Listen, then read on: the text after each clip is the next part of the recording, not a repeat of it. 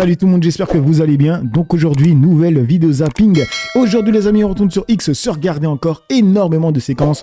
Comme d'habitude, on ne perd pas de temps, petit like pour la force, petit commentaire pour le référencement. Let's go, on commence avec la première séquence insolite de la vidéo qui nous vient du compte Actu Influx Affaires. C'est marqué, cette vidéo a fait polémique. Des fans de cricket venus du monde entier en Inde pour la Coupe du Monde ICCT 20 ont reçu des boissons préparées avec les restes des gobelets déjà utilisés.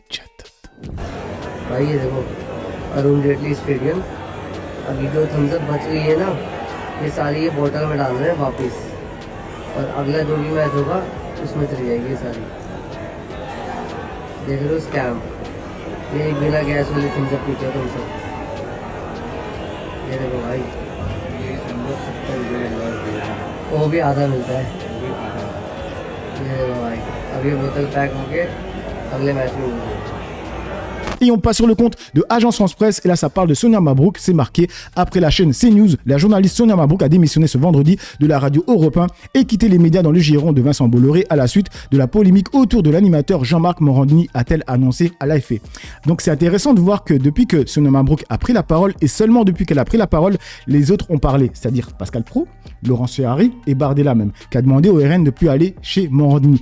Donc, je trouve ça cocasse de voir des personnes qui font leur beurre, qui parlent constamment sur les maghrébins, qui tapent sur les maghrébins, c'est-à-dire Pascal Praud, Laurence Ferrari et Bardella, en fait, suivre une maghrébine qui était l'instigatrice du mouvement. C'est-à-dire que quand elle a parlé, la maghrébine a parlé, les autres ont suivi. Donc c'est quand même cocasse de voir ça, je trouve. Bref, du coup, on enchaîne avec Manuel Bompard. C'est marqué, pour le ministre de l'Intérieur, les contrôles au faciès n'existent pas. Il faut donc lui rappeler que le Conseil d'État, dans une décision du 11 octobre 2023, a reconnu l'existence en France de pratiques de contrôle d'identité discriminatoires, que l'enquête du défenseur des droits publiée le 24 juin 2025 fait état d'une persistance de ces pratiques, que la Cour européenne des droits de l'homme a condamné la France le 26 juin 2025 pour contrôle d'identité discriminatoire. La trumpisation de la Macronie est fulgurante. Plus. Maintenant, de là à aller jusqu'à ce que vous dites, c'est-à-dire qu'il y a des contrôles qui sont réalisés au faciès, des verbalisations qui sont réalisées finalement hors tout cadre d'infraction. Mais qui allez-vous convaincre de cela? Qui allez-vous convaincre que les policiers qui ne contrôlent que des gens dont ils ont de bonnes raisons de penser qu'ils vont commettre des infractions, qui allez-vous convaincre de ces contrôles au faciès qui n'existent pas, Et ensuite, les amendes, les verbalisations, y compris l'amende forfaitaire délictuelle, elle est toujours adossée à une infraction. Et Madame la députée, ce que je vais vous dire est très sérieux, c'est je le pense profondément. Mais moi aussi, je le pense. Ok, donc ça n'existe pas. On va regarder cette séquence. De Impact, Flash, toi aussi on va te contrôler alors, vu que t'es noir. À Paris, Ousmane dénonce des contrôles visant des personnes noires et maghrébines, alors qu'il accompagnait sa mère au tramway. Il affirme avoir été victime d'un contrôle au faciès. Un des deux policiers m'a arrêté et m'a dit toi aussi on va te contrôler alors que t'es noir. Il n'y a pas besoin de motif pour contrôler. Vous n'avez pas besoin de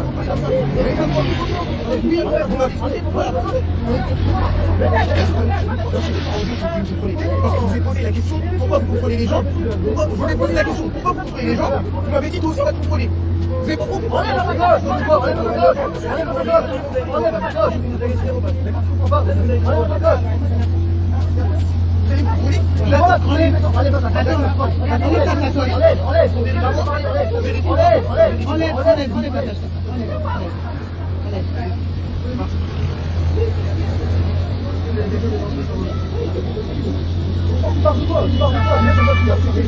T'inquiète pas, ça va bien passer, ça va temps.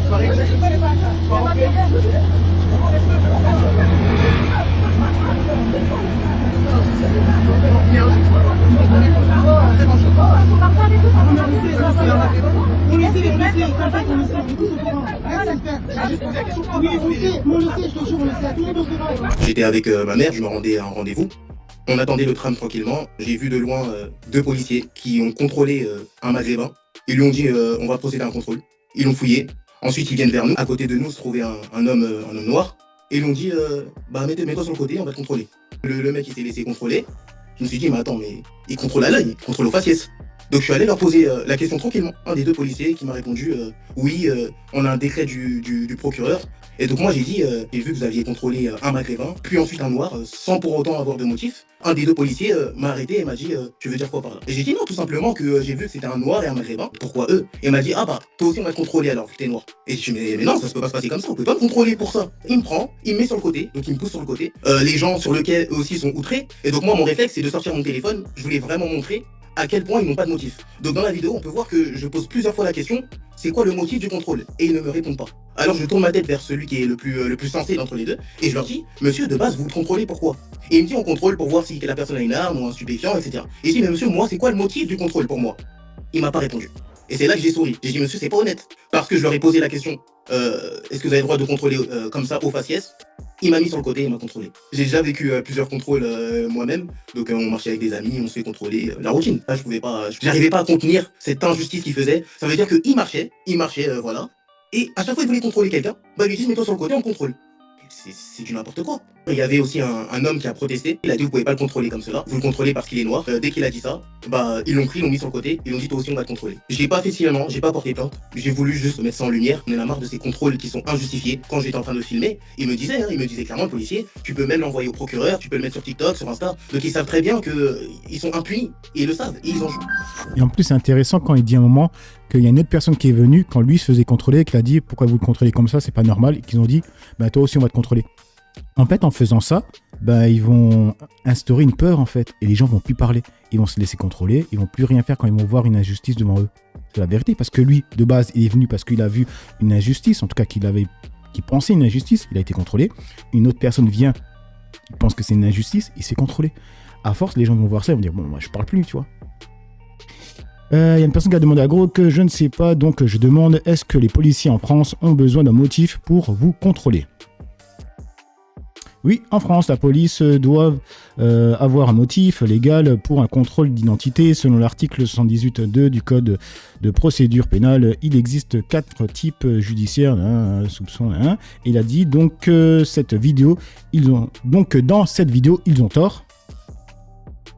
D'après le témoignage dans la vidéo, les policiers semblent manquer d'un motif clair et invoquant explicitement la couleur de peau, ce qui est discriminatoire et interdit par la loi, article 78.2. Je sens que dans les commentaires, les gens vont dire « Ouais, ben, il n'avait pas qu'à l'ouvrir, etc. Il n'avait pas qu'à être habillé comme ça. » Je vous jure, donc une doudoune et une casquette, parce que c'est souvent ça, hein, la tenue qui ne va pas, une doudoune et une casquette, ben c'est automatiquement tu dois te faire contrôler. Ben va dans le 16e et tu vas tomber sur des gens qui ont une casquette et une doudoune de grande marque, hein, et bizarrement eux ne se font pas contrôler. Donc il y a autre chose, je pense. Du coup, on enchaîne avec Estelle Midi, c'est avec Juliette Briand, donc ça parle des imitations et des accents. Bah déjà, imiter les accents, c'est la base de l'humour. Évidemment que tous les accents sont drôles. Les accents de tous les pays, de tous les continents, je me fous de la gueule des Québécois, ça me fait rire autant de me foutre la gueule d'un accent africain, et je n'aurai jamais honte de ça. Et ce qui est marrant, c'est de la totale hypocrisie dans cette histoire. Ok, j'aurais jamais honte de ça. Retenez bien ça, parce que là, elle est très courageuse, etc., pour taper sur les Asiates, les Maghrébins et les Renois. Regardez. C'est qu'en fait, on a décidé qu'il y a des identités et des accents qu'on n'avait pas le droit d'imiter, donc je vous la fais courte, les Asiatiques, les Africains, les Arabes, voilà, interdiction. Mais si demain, Buitoni Elle parle pas d'un autre accent, hein. Attendez. fait une pub pour je sais pas quoi, ces boulettes ou ces spaghettis, ils le font, et ils mettent le mec avec la grande toque italienne, les moustaches, et voilà, Buitoni, mais personne. Et si demain, les Américains font une pub sur un produit français, et que le mec il a un béret, une baguette, et qu'il fait croissant, mais ça va faire rire tout le monde. Vous avez décidé qu'on ne peut pas se marrer des Asiatiques, des Africains et des Arabes. Et voilà, et c'est tout. Et juste, en fait, c'est tout. Et pourquoi et moi, je vais vous dire quelque chose. En faisant ça, en interdisant de se moquer de certaines ethnies ou de certaines nationalités plutôt que les autres, c'est vous qui êtes insultant en fait. Parce que vous ne les mettez pas au même niveau que les autres. Voilà, vous ne les mettez pas au niveau des gens qui peuvent prendre de l'humour, qui peuvent prendre une vanne, qui seraient assez fiers de leur identité pour supporter qu'on se foute un peu de leur gueule. Alors, ce que j'adore moi, c'est les archives. Hein. Regardez, souvenez-vous du tweet qu'elle avait fait quand elle répondait à Cohen. Elle avait dit « Mi madame la juge, j'ai rien fait, wallah, je buvais juste café dans le 7e, Eli, journaliste, y crie... » Bref, elle se moquait de l'accent juif, hein, tout simplement, parce que l'accent juif, c'est un peu, tu vois, ça rappelle un peu le Maghreb, tu vois, quand tu l'écris en tout cas. Et du coup, elle a effacé ce tweet, parce qu'elle s'est pris une déferlante. Mais pas une déferlante venue des Maghrébins, etc. Non, non, de l'autre communauté. Et là, ça ne rigole pas. Bizarrement, là, quand elle parle des accents, elle n'a pas parlé de l'accent juif. Et c'est très bien pourquoi.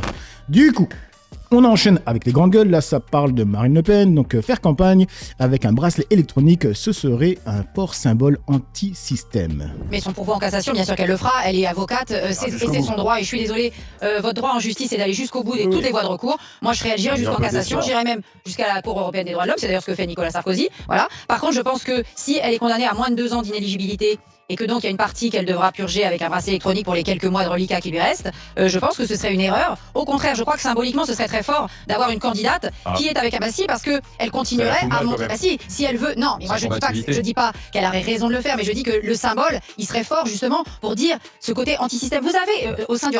Le symbole, il serait fort. La honte, les mecs. La honte face aux autres pays. Avoir une candidate avec un foutu bracelet. En fait, ça leur suffit pas qu'on soit pédolande. On arrive à un stade où ils sont en train de rentrer dans la tête des Français. Ben, ça serait cool de voter pour une reprise de justice. National, comme au sein de la LFI, des gens qui en ont ras-le-bol de ce système aussi. Mais quand tu leur aspires... envoyer des messages. Je veux bien, en ce moment, j'entends que le RN se bouche le nez sur Milei et Trump en permanence. Non, c'est pas nous. Nous, on est impeccable, machin. Je crois qu'ils se gourrent sur ce qu'attendent une grande partie des Français. Du coup, il y a une personne qui a répondu que ce qui a dit tu te fais choper avec du cannabis et les 3/4 des postes de la fonction publique d'État deviennent inaccessibles. Par contre, un candidat à la présidentielle sous bracelet électronique, ça choque personne. Ne changez rien surtout. C'est la vérité. C'est la vérité. Du coup, on passe sur Tribune Populaire. C'est avec Macron, c'est marqué. Macron, qui jugeait que l'affaire Epstein était surtout américaine, se retrouve à devoir s'expliquer au sujet d'un diplomate français. C'est inacceptable. J'ai demandé au ministre qu'il puisse lancer une enquête. C'est un problème tout court pour le bon fonctionnement. Donc le ministre avait raison de prendre les dispositions qu'il a prises. Et je lui ai demandé qu'il fasse toute la clarification pour savoir comment, compte tenu de ce qui apparemment était su, les dispositions n'ont pas été prises plus tôt. Mais moi je réagis comme vous. J'ai découvert comme vous cette affaire. Je pense que la réaction qui a été prise a été la bonne là. Mais s'il est vrai que l'administration avait des informations il y a plusieurs années, des choses auraient dû être faites. Donc là-dessus, j'ai demandé au ministre qu'il puisse lancer une inspection et qu'on puisse faire la clarté sur tout cela. C'était dans un livre public. Oui, non mais après, chaque administration prend ses dispositions. Et heureusement, d'ailleurs vous m'avez pas posé la question le premier jour de mon élection non plus, c'était pas ça met de votre tête, et moi non plus. Donc je peux simplement vous dire la même chose que vous, c'est inacceptable et il faut comprendre pourquoi ça n'a pas été fait plus tôt. Du coup, ça dit quoi dans les commentaires? C'est quoi ça? Les employés français d'Epstein refusent de témoigner et se moquent. C'est devenu le combat de sa vie, chercher des indices, des preuves, jusqu'à l'acharnement. Il a un appartement et elle est en train de déranger tout l'immeuble. Visiblement, Sarah est tombée sur la concierge de l'immeuble. Ces 2 employés savent exactement ce qui nous est arrivé. Ce sont des lâches. Vous êtes des lâches de ne pas témoigner. Je suis une victime de Jeffrey Epstein. Et vous êtes des lâches.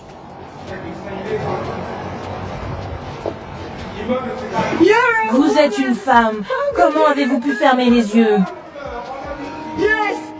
Oui, c'est une honte.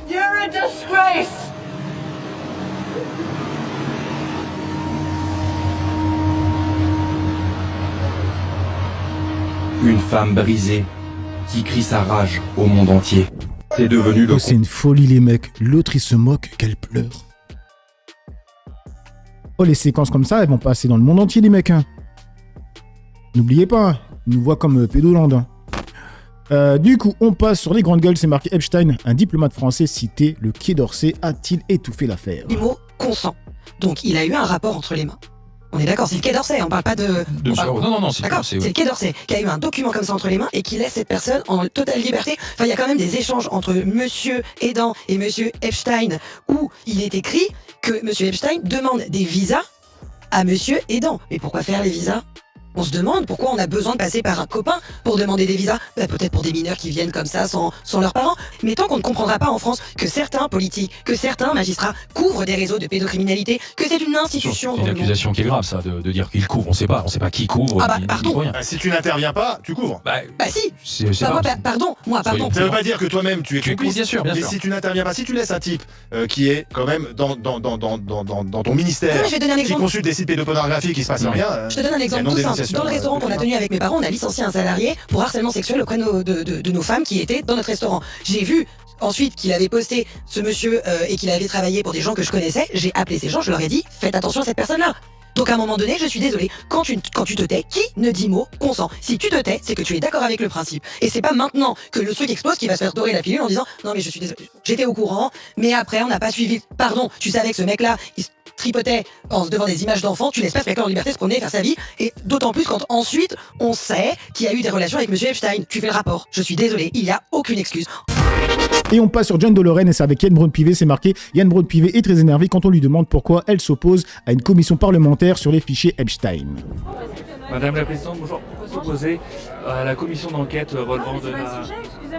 Ce sont des questions des Français. Et alors? Vous êtes là pour... Oh, il lui a dit, ce sont des questions des Français. Et elle a dit, et alors? Oh, c'est une folie. À la commission d'enquête relevant de la... Ce sont des questions des Français. Et alors? Vous êtes là pour parler gaspillage alimentaire parce que vous voyez, on organise des formidables événements à l'Assemblée nationale avec des parlementaires qui bossent pendant des années sur des sujets, qui votent des lois, qui les évaluent, qui réunissent les acteurs. Là, vous voulez pas répondre à ma question? Pourquoi vous refusez la commission d'enquête concernant l'affaire Epstein, madame? Là, je vous parle de gaspillage alimentaire et j'adorerais, mais j'aimerais tellement que vous vous intéressiez au vrai sujet qui intéresse les Français, le gaspillage alimentaire. Je suis là pour ça, justement. Du coup, on passe sur le compte de Médiavenir et là, les amis, vous allez vriller. Il y a ce journaliste qui va dire dans le plus grand des calmes que l'antisémitisme, c'est plus grave que le racisme. C'est incroyable, regardez. L'antisémitisme, à la dénonciation de l'antisémitisme, je suis désolé, il y en a pas, enfin il y en a eu une ou deux peut-être. Donc c'est une vraie question, pourquoi? Parce que c'est une question que vous posez à la gauche, pourquoi la gauche n'est pas capable de se révolter contre l'antisémitisme? Parce que l'antisémitisme, c'est plus qu'un racisme. Parce que le racisme, vous détestez les Arabes, vous détestez les Noirs, vous détestez les Asiatiques, c'est une chose. Mais l'antisémitisme, c'est ce qu'on appelle une épistémologie, c'est un facteur explicatif du monde. Les Juifs sont responsables du communisme, les Juifs sont responsables du capitalisme, les Juifs sont responsables de mes malheurs personnels. Sans les C'est vrai que quand on regarde ces news, on n'a pas l'impression que les Noirs, les Arabes, les immigrés, quoi, tout simplement, sont responsables de tous les malheurs des Français. On n'a pas du tout l'impression de ça. J'irais beaucoup mieux. C'est en cela que l'antisémitisme n'est pas un racisme, c'est pire que ça. C'est la détestation de soi, c'est la détestation... C'est pire que ça. En fait, là, il est en train de hiérarchiser le racisme, hein, et du coup les douleurs. Parce que si quelqu'un est victime de racisme et d'autres d'antisémitisme, on va dire que celui qui est victime d'antisémitisme, c'est plus grave. C'est ce qu'il est en train de faire, hein. de l'autre. Et moi, c'est pour ça que je trouve que c'est une faillite morale gravissime de la gauche qui ouvre le chemin à son effondrement, parce que je pense que la Comment vous l'expliquez? Je n'ai pas d'explication. La seule explication que je donne, pour moi, c'est ça. C'est-à-dire que petit à petit, on a remplacé, en fait, le prolétaire, le peuple privé de liberté, par le racisé musulman, victime de discrimination. Et c'est lui qui a remplacé le peuple ouvrier, puisque le peuple ouvrier a disparu. Il faut voir. Donc il faut absolument bétonner cette démocratie et mettre des garde-fous le plus rapidement possible. Je précise simplement, et là c'est mon rôle de modérateur, que quand on parle du domaine des idées, l'antisémitisme est autre chose pire que le racisme. Ça s'entend. Quand on parle au niveau du trottoir de la vie quotidienne, le racisme est aussi douloureusement ressenti que l'antisémitisme. Non, mais c'était pour préciser les choses et ne pas faire de hiérarchie mal comprise. Non, non, c'est absolument, c'est pas une hiérarchie que je fais, mais c'est que les deux sont inexcusables. C'est ce que vous avez compris, les mecs? Non, mais lui, il se fout de la gueule du monde, en fait. Hein. Du coup, on termine avec une séquence qui va donner le sourire, parce que l'autre fois, je vous ai mis une séquence où on pouvait voir qu'il y a eu des migrants qui se sont noyés, et on a pu voir énormément de commentaires de personnes qui rigolaient de ça, quoi, tout simplement. Hein. Donc là, j'ai envie de changer un peu pour vous montrer que... En fait, je suis tombé par hasard dessus, tu vois, et ça m'a donné le smile, parce qu'on voit tout simplement que l'être humain, en soi, il est intrinsèquement pas raciste, en fait. Parce que quand un enfant... né, grandi, tu vois, en fait, il est comme le petit qui va être là, tu vois. C'est un petit blanc qui va vers un noir, qui discute avec lui, tu vois. Et quand un petit du même âge est endoctriné par les parents, qui lui mettent déjà le racisme dans la tête, il devient raciste même à cet âge-là. Parce que j'ai déjà vu des petits à cet âge-là qui étaient racistes, les mecs. C'est triste de le dire, mais c'est réel. Et c'est les parents, c'est l'entourage, c'est les amis. Peu importe, c'est les gens qui côtoient, qui vont le rendre comme ça. Mais un être humain, quand il naît, quand il grandit, pour lui, il voit une personne qui a 2 bras, 2 jambes comme lui, qui est noir, il va lui dire au pire, pourquoi t'es noir? Il va dire, parce que je viens d'Afrique. Il va faire, ah ok. Il va voir un Asiate avec les yeux un peu bridés. Pourquoi t'as les yeux bridés? Parce que je viens d'Asie. Tout simplement, il va passer à autre chose. Mais quand on lui met des sales choses dans la tête, ça devient raciste, même petit, tu vois. Et ça, je l'ai déjà vu, les amis. Regardez. Ouais. Quoi? J'ai mis sauce tomate, chef. Ah, t'es venu gratter un bout de pizza, quoi. Non. Le daron, il est en mode chill. Non, même pas. Oh, quand même, Marcel. Demande à lui, c'est lui qui m'a donné. C'est quoi ça? Ça, c'est une caméra. Pour faire quoi? Je filme pour YouTube. YouTube, c'est quoi? Non, YouTube, tu connais? Non. Ah, tu connais pas YouTube? Non, il est là. C'est bien alors. Quoi? Ça me dérange pas, c'est pas grave. T'en veux? Voilà, un peu de bonheur dans ce monde de brut, on va dire. Donc voilà les amis pour cette petite vidéo zapping réaction. Dites-moi ce que vous en pensez dans l'espace commentaire, dans la joie, la bonne humeur, sans insulte. Comme d'habitude, n'oubliez pas le petit like pour la force, petit commentaire pour le référencement. J'ai assez parlé pour le peu que j'ai parlé, à vous d'écrire. Ciao tout le monde.